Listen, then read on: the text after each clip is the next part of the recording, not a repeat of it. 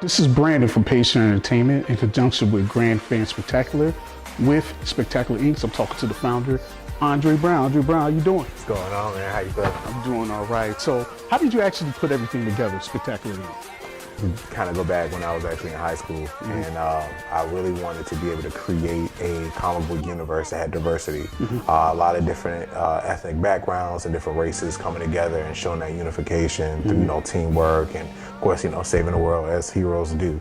And I think that was definitely important. I mean, so what I did was actually studied a lot as far as, checking out different comic book vendors and things of that nature, and actually being able to piece together something I thought was going to be spectacular. Now, the characters that you put together and stuff, I mean, where did you get that from? Did you get it from when you were in high school, you was checking out certain classmates, how they act or something like that, or personal experiences at home, or just out and about? Like, where did you come with those characters?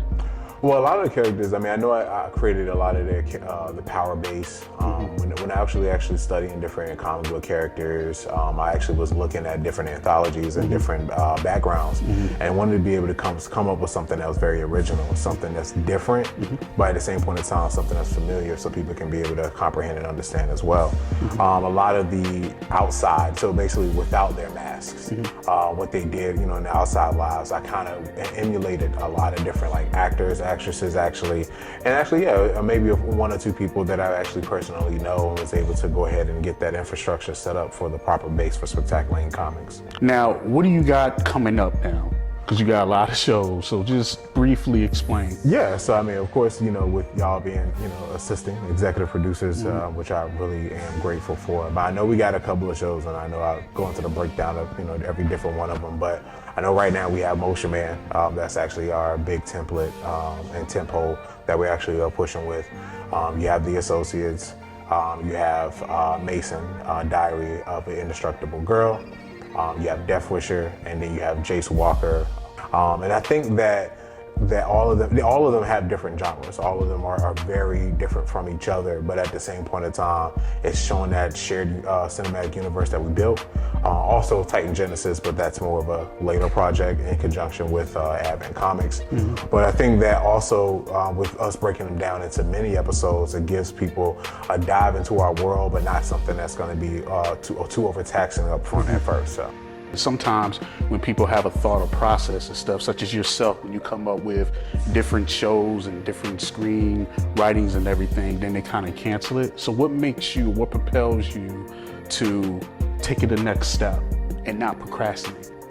Well, it's all about building a dynasty. I have my son and trying to build that for any future children I have.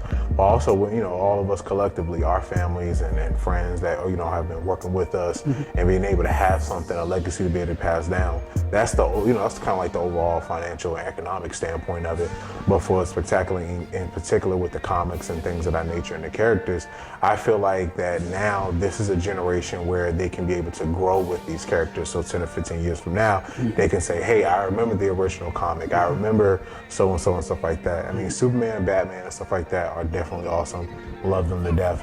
But a lot of times, because they're so almost 50, 60, 70 years far out, it's kind of hard to kind of identify with them.